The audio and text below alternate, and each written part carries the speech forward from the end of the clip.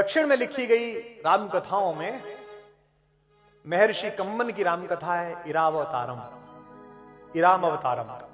उसमें एक बहुत अद्भुत प्रसंग है जो वाल्मीकि रामायण तुलसी रामायण में नहीं है।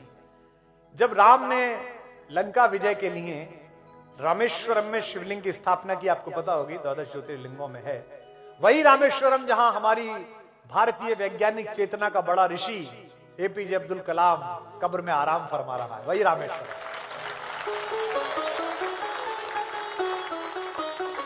जब उन्होंने शिवलिंग की स्थापना की तो उन्होंने कहा कि आसपास कोई आचार्य ढूंढ के लाइए, कोई पुजारी, कोई ब्राह्मण ढूंढ के लाइए जो मेरा यज्ञ करा दे।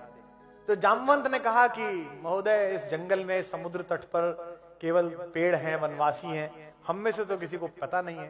तो उन्होंने कहा आचार्य ऐसा लाइए जो शैव और वैष्णव परंपराएं दोनों का सम्मिलन हो, जिसे दोनों चीजें आती हो।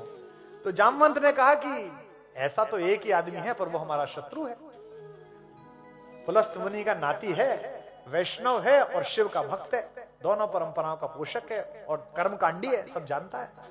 तो राम ने कहा कि एक बार जाके देखिए, बात करके देखिए। तो ये इरावतारम में कथा आती है, कितनी अच्छी है। दुश्मन भी हो तो ऐसा हो, सामने वाला भी, हाथ में आंख में पानी नहीं, हाथ में खंजर नहीं, आंखों में पानी चाहिए। राहत भाई का शेर है, हाथ में खंजर नहीं, आंखों में पानी चाहिए, ऐ खुदा दुश्मन भी हमको खानदानी चाहिए।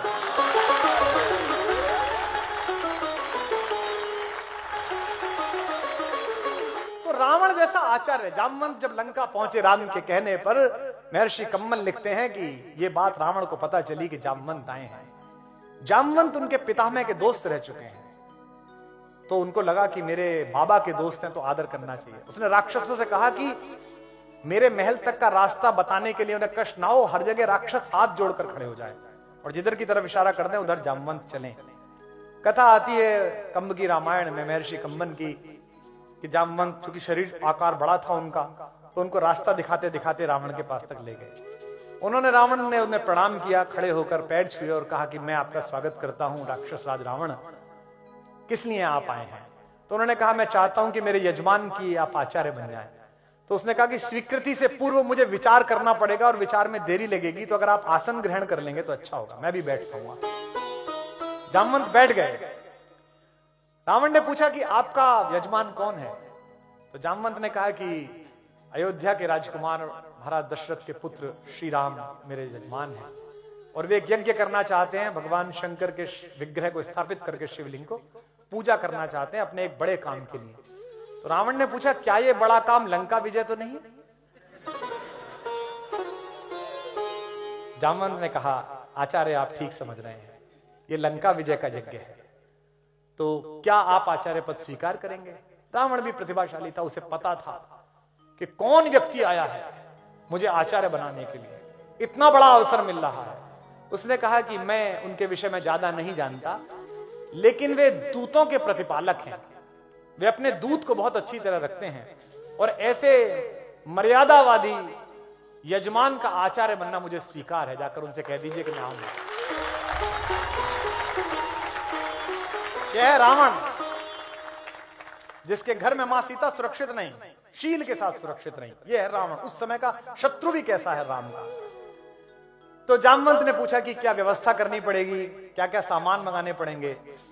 तो आचार्य रावण ने कहा कि चूंकि हमारा यजमान वनवासी है और अपने घर से बाहर है, इसलिए शास्त्र की परंपरा है कि अगर यजमान का घर ना हो, बाहर कहीं पूजा करानी पड़े, तो सारी चीजों की तैयारी आचार्य को स्वयं करनी होती है। तो आप कह दीजिए अपने यजमान से कि वो केवल नहा धोकर स्नान करके व्रत के साथ तत्पर रहे, मैं सब चीजें कर दूंगा। अब उसने अपने लोगों को बुलाया और कहा कि भाई पूजा कराने के लिए जाना है, ये सब सामान तैयार करो। इसके बाद रावण एक रथ लेकर मां सीता के पास गया और सीता से उसने कहा कि समुद्र पार तुम्हारे पति और मेरे यजमान राम ने लंका विजय के लिए एक यज्ञ आयोजित किया है और मुझे उस यज्ञ के आचार्य के रूप में बुलाया है। अब चूंकि जंगल में रहने वाले किसी भी यजमान की सारी व्यवस्था करना आचार्य का काम होता है, इसलिए उसकी अर्धांगिनी की व्यवस्था करना यह भी मेरे जिम्मे है।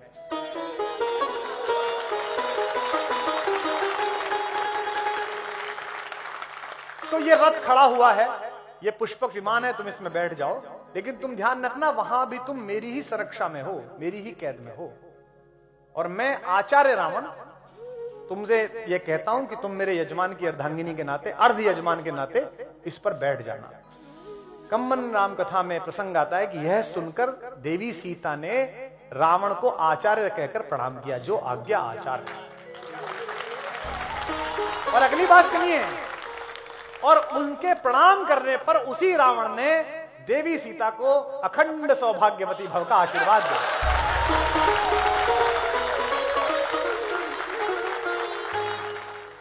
तो जब रावण पहुंचा राम के पास आचार्य बनकर, आचार्य रावण जब पहुंचे तो दोनों भाइयों ने उठकर आचार्य को प्रणाम किया और कहा कि आचार्य, मैं आपका यजमान राम आपको प्रणाम करता हूं।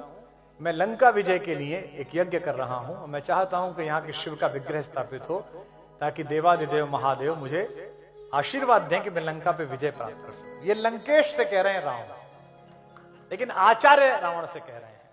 आचार्य ने कहा कि मैं आपके यज्ञ को पूरी तरह संपादित करूंगा और ईश्वर और महादेव चाहेंगे तो आपको उस यज्ञ का फल प्राप्त होगा, ये रावण ने कहा। तैयारियां शुरू करिए तो बताया कि हनुमान गए हैं शंकर का विग्रह लेने के लिए, शिवलिंग लेने के लिए। अब हनुमान गए हैं तो ये भी पता नहीं कि वो महादेव को डायरेक्ट लाएंगे या कोई शिवलिंग लेके आएंगे, क्योंकि हनुमान की तो इस चीज में एक्सपर्टीज है कि उन्हें दवाई मंगाने भेजो तो मेडिकल स्टोर ले आते हैं उठा के। तो आचार्य रावण ने कहा कि पूजा में देरी संभव नहीं है, मुहूर्त नहीं टल सकता, इसलिए आप बैठिए, आपकी धर्म पत्नी वे कहां है, उन्हें बुलाइए। तो राम ने कहा कि आचार्य, मेरी धर्म पत्नी तो उपस्थित नहीं है यहाँ पर, तो ऐसी कोई शास्त्रीय विधि हो जिसमें उनकी अनुपस्थिति में यह यज्ञ हो जाए। तो रावण ने कहा यह संभव नहीं है, केवल 3 प्रकार से इसकी अनुमति है। एक, या तो आप विदुर हो, आपकी पत्नी नहीं हो, दूसरे आप अविवाहित हो, आपका विवाह नहीं हुआ हो, और तीसरे आपकी पत्नी ने आपको त्याग दिया हो। क्या तीनों स्थितियां हैं? तो राम ने कहा तीनों स्थितियां तो नहीं है। अब राम ये कैसे कहें कि आप ही हैं उसके कारण, क्योंकि वे तो आचार्य हैं। तो जामवंत ने कहा कि आचार्य फिर इसकी क्या व्यवस्था है? तो उन्होंने कहा कि जब कोई यजमान जंगल में हो और उसके पास यज्ञ को पूरा करने के समस्त साधन ना हो, तो आचार्य की जिम्मेदारी होती है कि वो यज्ञ के साधन उपस्थित कराए। तो आप विभीषण को और अन्य अपने मित्रों को भेज दीजिए, मेरे यान में अर्ध यजमान सीता बैठी हुई है, उन्हें बुला लाइए यहां। ये इरारामावतारम में जो कम्मन के लाल रखी उसमें प्रसंग है। उसके बाद पूजन हुआ, विधिवत पूजन हुआ। मां सीता ने अपने हाथ से ही वो शिवलिंग स्थापित किया, जो आज भी वहां लंकेश्वर का शिवलिंग वहां पर मौजूद है, जिसके बारे में कहते हैं कि जब रामेश्वरम में कहते हैं कि जब हनुमान अपना शिवलिंग उठा लाए एक, और हनुमान ने कहा इसे हटाओ मैं भी लगाऊंगा, तो राम ने कहा कि जो लगाए लगने दो। जब हनुमान नहीं माने, कहा महाराज मैं तो लेके आया हूं, तो राम समझ गए कि इन्हें थोड़ा सा अपने बल पर अहंकार आ रहा है, तो राम ने कहा इसे हटा लो। और सुनते हैं कि पूरा हनुमान ने जोर लगाया, वो शिवलिंग नहीं हटा। इसलिए राम ने फिर वरदान दिया कि तुम्हारा शिवलिंग भी यहाँ उपस्थित रहेगा। तो रामेश्वरम में उनके द्वारा स्थापित भी एक शिवलिंग है, जो हनुमानेश्वर के नाम से जाना जाता है, कि हनुमान के द्वारा स्थापित शिवलिंग। यज्ञ संपन्न हुआ और दोनों यजमानों ने, राम और सीता ने आचार्य रावण को प्रणाम किया। तो राम ने पूछा कि आचार्य आपकी दक्षिणा? तो आचार्य ने कहा कि आप वनवासी हैं, मैं जानता हूं कि आपके पास कोई दक्षिणा नहीं है और आप मुझे दक्षिणा नहीं दे सकते, और स्वर्णमयी लंका के राजा आचार्य को आप क्या दक्षिणा देंगे, इसलिए मेरी दक्षिणा आप पर रही। राम संकोच में पड़ गए। राम ने कहा कि दक्षिणा रही तो आप बता दीजिए, ताकि मैं विधिवत तैयारी रखूं, कभी मैं देने योग्य बन पाऊं आपको। तो क्या रावण ने दक्षिणा मांगी? राम ने कहा आचार्य होने के नाते मैं आपसे दक्षिणा मांगता हूं कि जब मेरा अंतिम समय आए तो यजमान मेरे सामने उपस्थित रहे, मैं आपसे दक्षिणा मांगता हूं।